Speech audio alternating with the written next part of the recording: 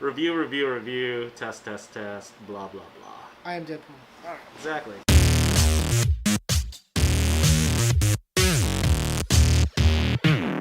Hey guys, Alchemado. Welcome to another video. I'm back here again with Mr. S. What's going on, guys? Today we're going to be talking about the winter 2015-2016 season. Last season for the fall, the overall theme was school battles. This season, I'm going to call it the season of death. A lot of the series of this season, a lot of people are going to die, including main characters. Anyways, let's start with our first one, Dimension W. Dimension W is done by the studios 3 Hertz and Orange. It's an action, drama, sci-fi series, and it's based on a manga. It is in the near future where mankind has found a near infinite source of energy from Dimension W. They use certain coils to harness that energy, and of course, being humans, there are people who use illegal coils. Kyoma Mabuchi is the main character. He is a bounty hunter type and collector of these illegal coils. He meets up with a robotic cat girl, and they kind of form an uneasy relationship trying to find out about her origins and Dimension W. This series really reminded me of the early 90s anime, which really got me into the anime in the first place. Trigun, Outlaw Star, Cowboy Bebop. Main character is pretty much a badass. He is kind of rough on the outside, but of course he's the nice guy on the inside. And they usually have some kind of dark, mysterious past. The animation's really good. The interactions with the characters are really good. And I think you'll enjoy it. What did you think, Mr. S? For Dimension W, this was an enjoyable series for this past season. Main character, badass. You know, kind of a Grady, gruff, good guy, but you know he does have a certain side where he's got to, you know, get things taken care of to a certain degree. The setting is the relatively near future. The animation quality in this one was good. They did use a couple of kind of odd color scheme things that are assigned to certain characters. It did stand out. It didn't really take away from it, but it did make it distinct out of all the other shows that they were showing this season. Right. I like the story, although some of the backstory on the main character would have made more sense if they introduced it a little bit earlier. But other than that, I didn't really know too much about this one going into it. I just kind of winged it on the promo visuals and didn't read any of any previous works or anything related to this like I typically do for most shows. All right, cool. So next one we're going to talk about is AJIN. It's done by the Polygon Studios. It's a kind of action, horror, mystery, sci-fi, supernatural kind of series, and it's also based on a manga. AJIN are basically immortal humans. They cannot die. If you kill them, there's a black substance that appears and kind of regenerates them. There's also a kind of shady, shadowy figure that appears. Because of this, they are kind of collected and done experiments on to see how other humans can become immortal, or even applications of, you know, curing diseases. The main character is a high school student named Kei Nagai. He's on his summer vacation, and he gets into an accident which kills him, and all of a sudden he finds out that he is also an AJIN. The government finds out, and they basically try to hunt him down. It's a pretty gritty anime. It's very dark. As I mentioned in the intro, this is a season of death. This is one of the series. Of course, they're immortal, so there's going to be a lot of death and a lot of regeneration, basically. This is not Doctor Who, though. It's a very unique storyline. Animation is actually kind of cell shading, CG. The main character, Kei Nagai, he's a very interesting character. Without spoiling too much in the beginning, you think he's a high school kid, normal high school kid that gets shocked and surprised that he finds out that he's immortal.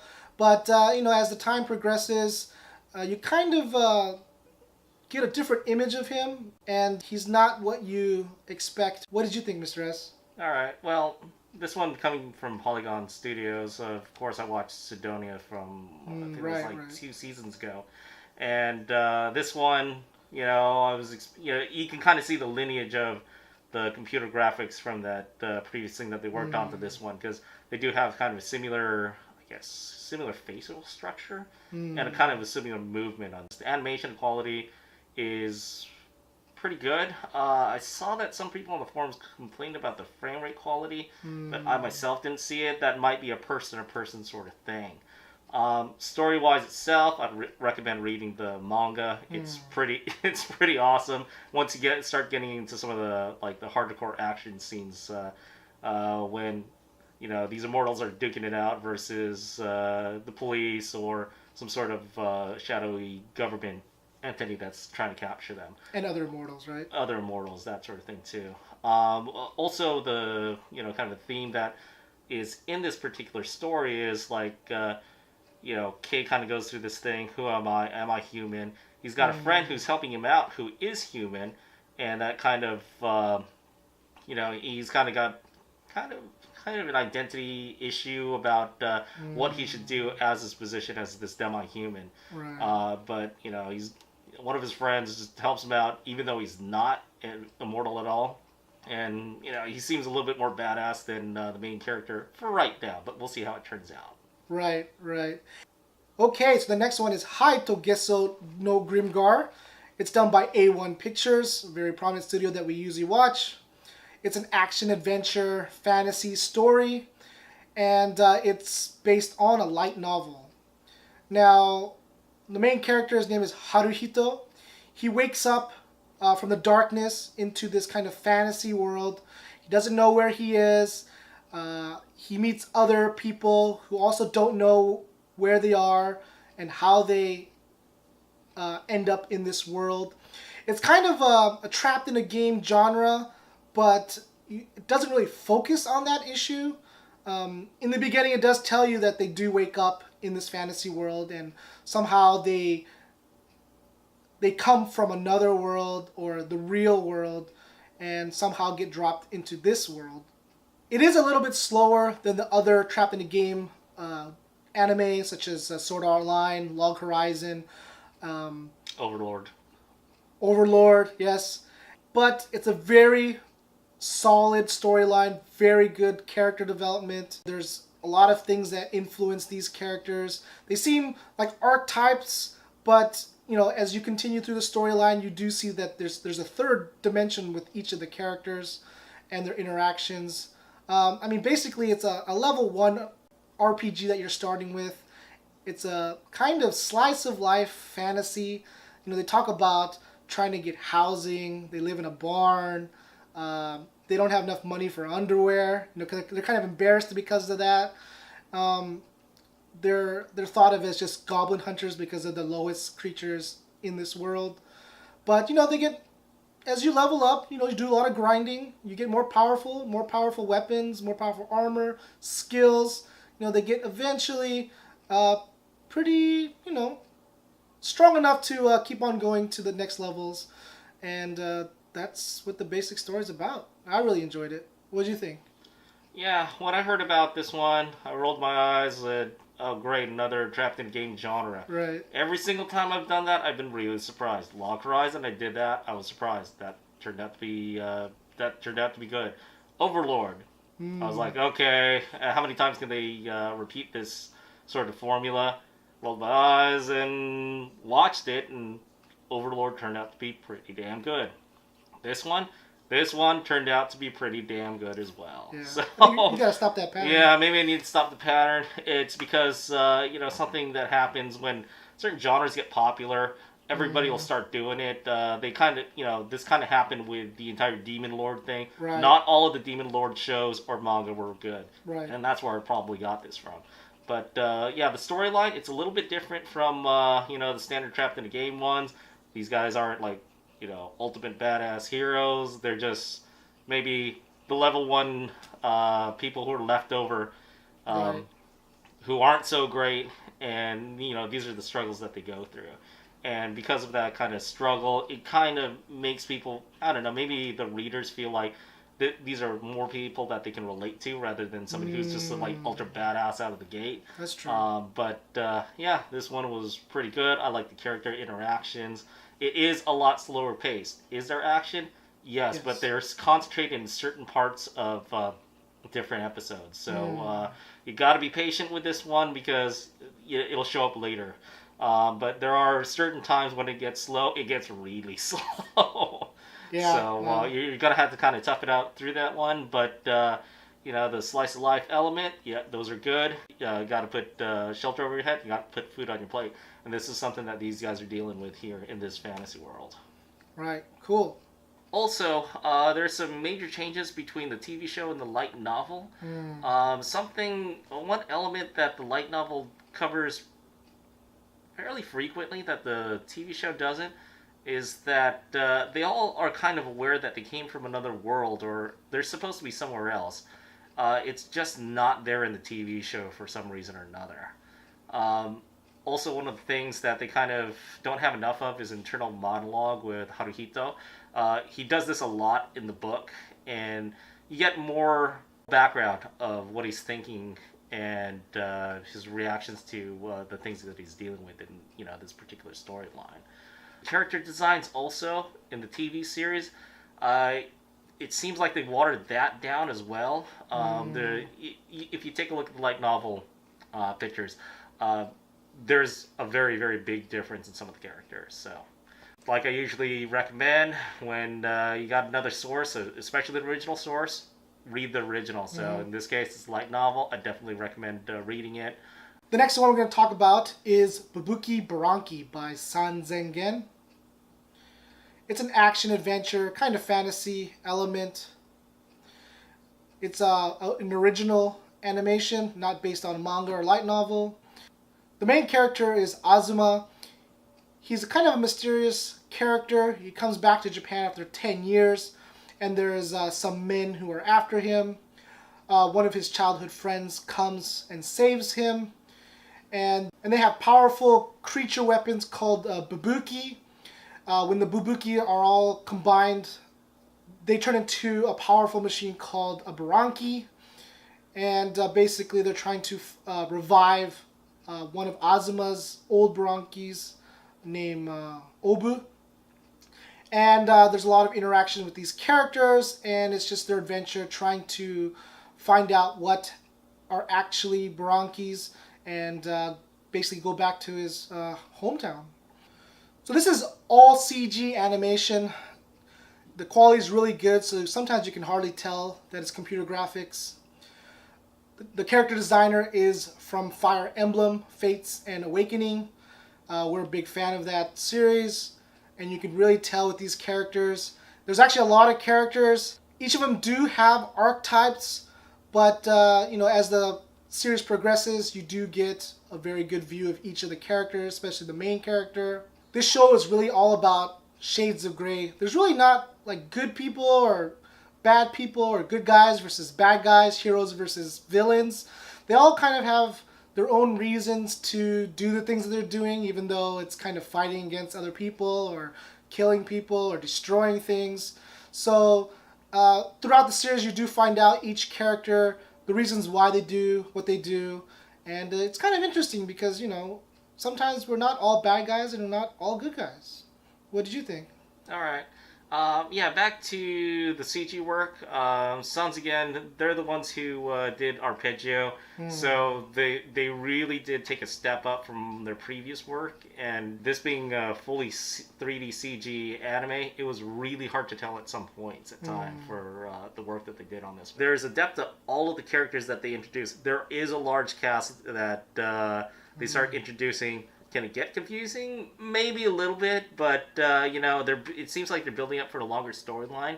I think they did announce somewhere that this is going to be a 24 episode run. I don't know if it's continuing after this specific season, but they are, going to be continuing this on from where they are right now. The one thing I got to tell you about this one is be patient. The super giant robot fights are teased, but can take some time to get to. So it is something that give it some time. There's a little bit in the beginning, There's definitely some stuff later around episode 10 through 12. But is it worth it? Yeah, it's definitely worth it. We did get a G Gundam vibe out of this one because they do introduce different countries with different Bubuki users. America. So, yeah. It's not just America. We have Russia, England.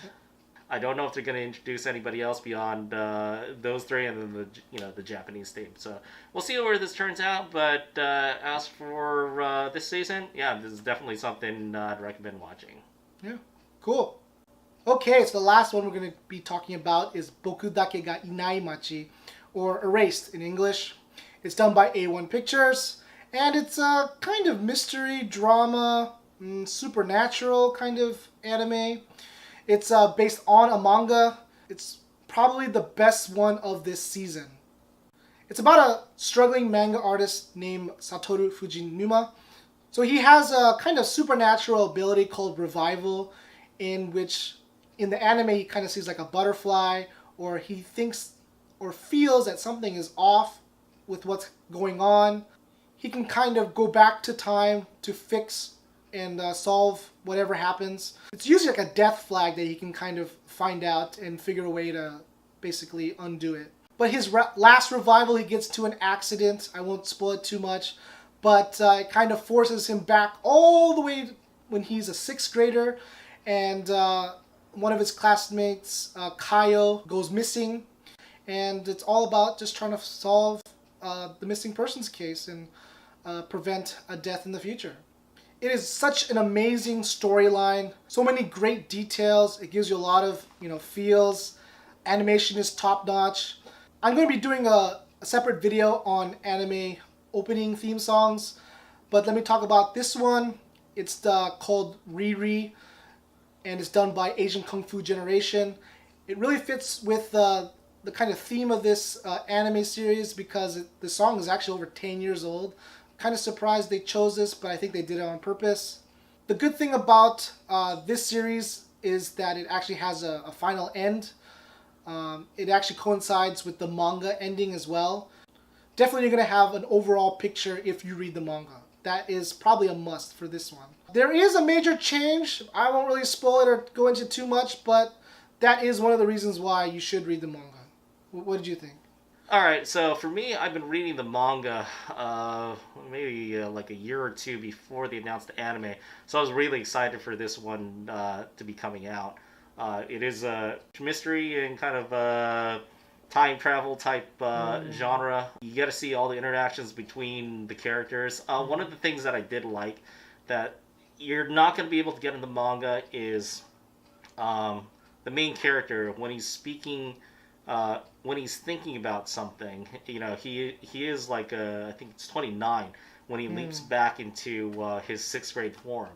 But as he's speaking, they'll overlay the voice of the child and the main character as an adult at the same time, and I think that blends in really well with how they were producing this anime. So that's kind of one of the things that on this case, this is where I kind of side with the anime a little bit more in execution of the storyline. That was pretty good. Another thing I would definitely say, the cast. I think the cast was pretty good for the people that they selected for this one. So they did put this in a 12 to 13 episode format, which seems a little bit rushed because the comic book does take their time and explain a little bit more to it than that.